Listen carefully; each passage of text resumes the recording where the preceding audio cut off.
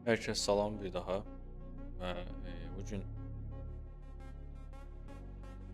eee, Bitcoin ilə bağlı analiz etmək istəyirdim. Nəyə görə? Səbəbi nədir? Onu birinci ondan danışım ki, səbəb odur ki, Bitcoin arta-arta burada Bitcoin qalxa-qalxa belə deyək gedirdi və 82.000 belə deyək səviyyəsindən bu bir həftəlik qrafikdir. 82.000 səviyyəsindən artıq belə deyək 65.000 səviyyələrinə düşmüşdü və ümumi xəbərlərə baxsaq bir çox şirkətlər narahatçılıq keçirir hal-hazırda və müəyyən şirkətlər var ki, əllərində olan bitcoinlərlə bəzi xəbərlərdə oxuduğuma görə artıq satıblar. Müəyyən hissəsi satıb.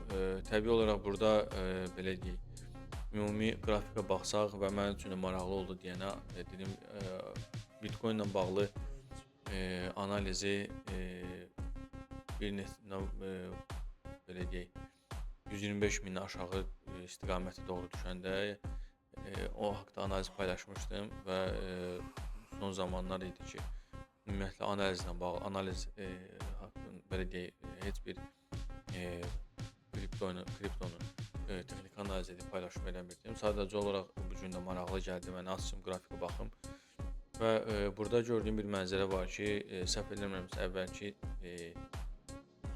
videoda da bu haqda paylaşım etmişdim. Bir neçə ay bundan qabaq çəkilən bir videoda təxminən nə vaxt idi? Oktyabr ayı idi səhv eləmirəmsə. Burada bizim belə deyək YouTube səhifəmizdə var əslində. Bir dəqiqə ona baxaq.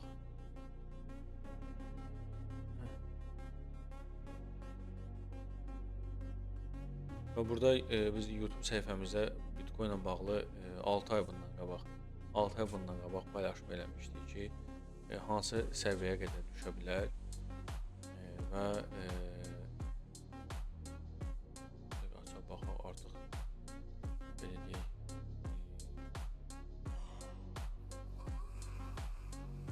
89.000 səviyyəsinə qədər düşməyi burada qeyd etmişdim ki, və buradan ondan da daha aşağı belə deyək səviyyələrə düşdü. Videonun sonuna qədər çatdıraq.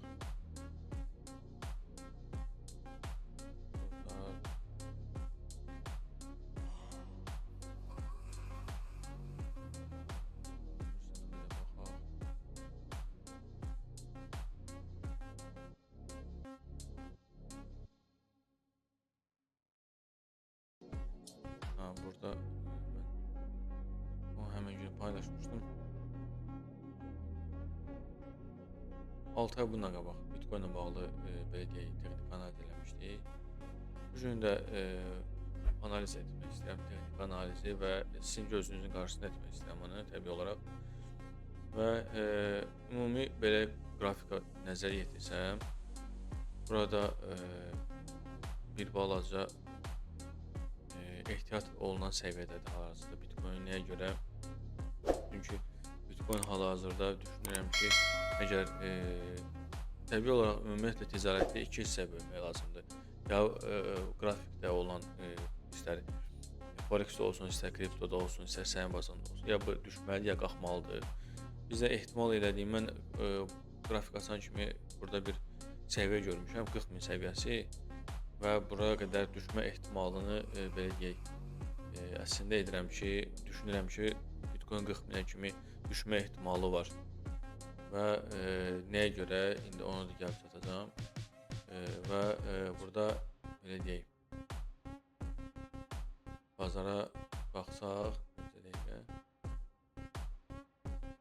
burada bu səviyyələri gəlib yoxlamağı düşünürəm və bu təbii olaraq bir həftəlikdir və günlük qrafikə keçsək baxsaq, günlük qrafikdə əslində bəzi traderlər günlük grafikdə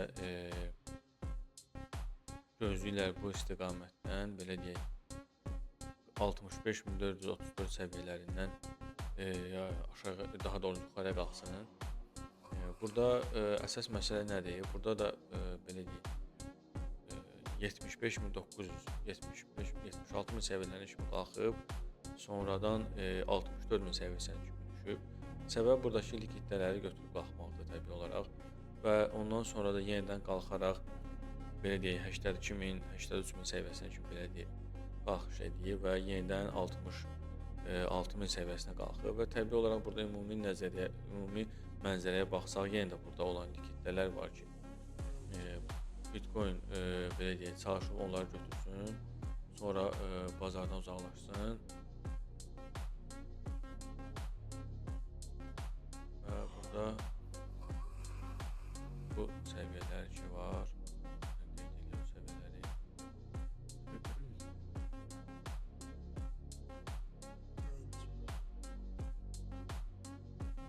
Səviyyələrin bu haqda əslində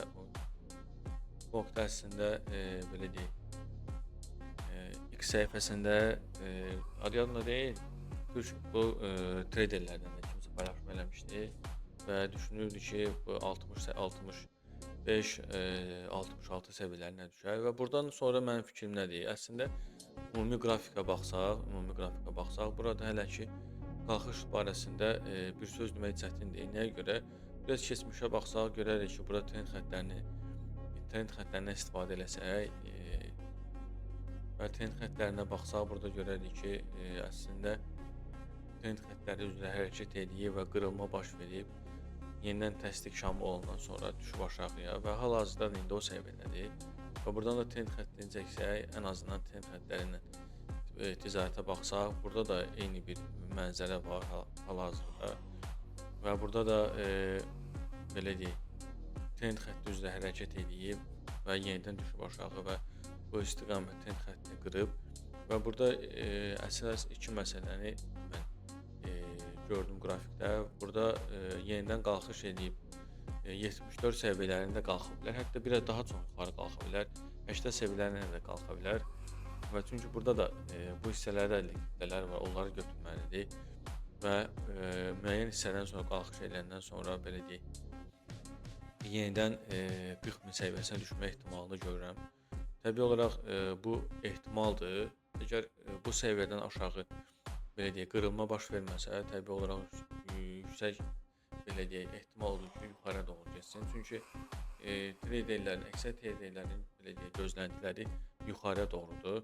Və təbii olaraq bu da traderlərin gözləntisinin asılı deyil də, bazar yəni hara gedirsə, biz də ora getməliyik. Yəni ümumi H4-də baxsaq, burada görmək olar ki, burada nə qədər likvidlər olub, hamısını götürəndən sonra özü də bura likvidlər atıb, aşağı düşdükcə bazar və burada böyük bir belə deyək, bağlamamış şamlar var, örtülməmiş şamlar var və çox güman ki, mən deyərdim ki, hətta ümumi bazara baxsaq, bəlkə də ola bilər ki, 81.000-dən aşağı da düşmə ehtimalı ola bilər, düşmə ehtimalı var.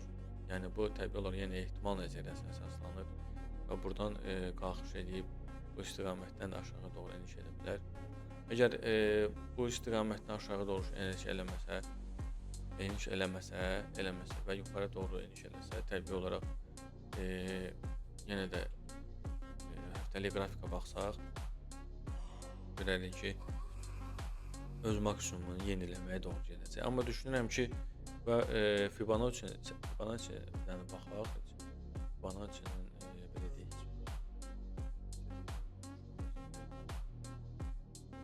Fibonacci səviyyəsindən də baxsaq, belə deyək, bizim işarə etdiyimiz səviyyə 0.78-786 səviyyəsinə uyğun gəlir. Bu da təbii olaraq Bitcoin-in 40.000 düşməsi deməkdir və belə deyək, son zamanlarda Bitcoin bu səviyyəyə düşməyib və son zamanlar deyəndə ki, Bitcoin bu səviyyədə son zamanlar baxsaq qrafik 22-ci ildən bəri 4 il üstündən keçibdə, yəni ilk dəfə olaraq bu səviyyə düşmə ehtimalı var və bu da gözləntiləri aşan bir səviyyədir həqiqətən. Çünki gözlənti əsasən yəni illərin bəlkə də qarşınıza çıxsa müəyyən illəri qoyublar, təxmini artıq illər yadımda deyil, falan ildən məsələn Bitcoin istirahət edib yuxarı doğru qalxıb və müəyyən ildən Bitcoin istirahət edib falan ilə qalxıb və 2026-cı ildə qiyməti odur ki, Bitcoin buradan artıq yuxarı doğru getməlidir Təbii olaraq bu, yəni keçmişə nəzərən, nəyisə demək biraz çətindir.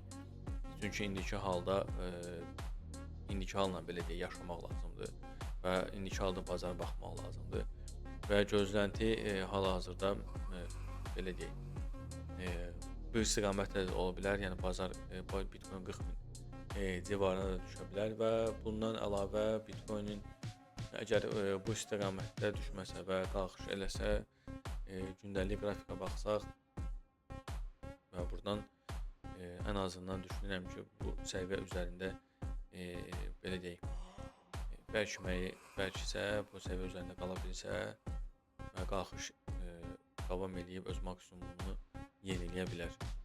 Bitcoin haqqında qısa və, görə biləcəyimiz hal-hazırda, belə deyək, analiz budur. Yəni belə bunu düşünürəm və, təbii olaraq bazarı daim izləmək lazımdır.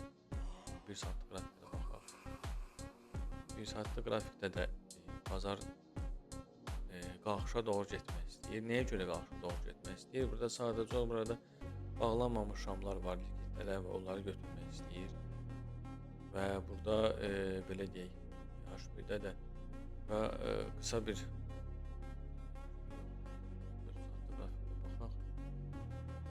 4 saatlik qrafikə baxsaq, ümumiyyətlə burada mən bu zonadan, yəni belə deyək, elə ki aşağı bir zona görmürəm ki, oradan qayıda bilər.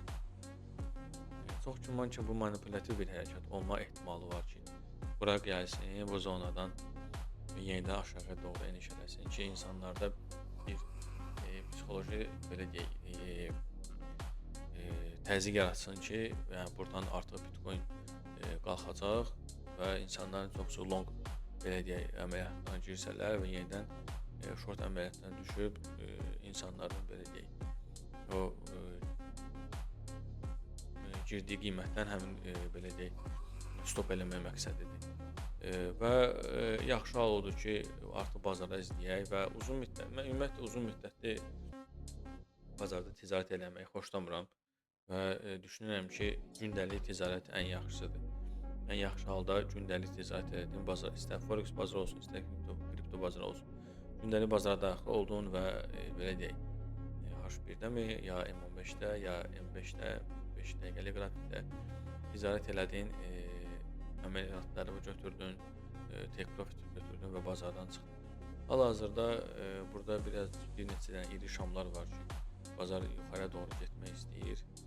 Amma, biraz burada hələ ki mən, düşünmürəm ki, yəni müəyyən müddətli qalxma ehtimalı var, amma yenə də burada ehtiyatlı olmaq lazımdır.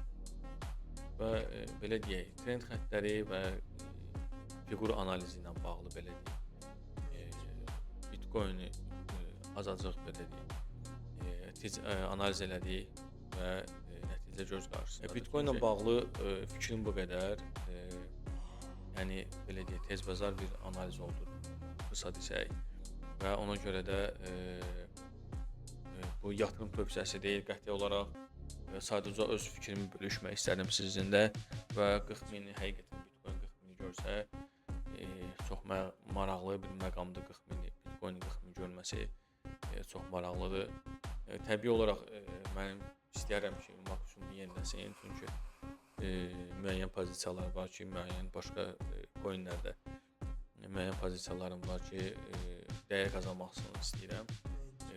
Onlar da ümumi, belə deyək, Bitcoin dominantlıq elədiyinə görə, ümumi bazar qalxanda həmin o coinlərdə təbii olaraq artıma keçirlər.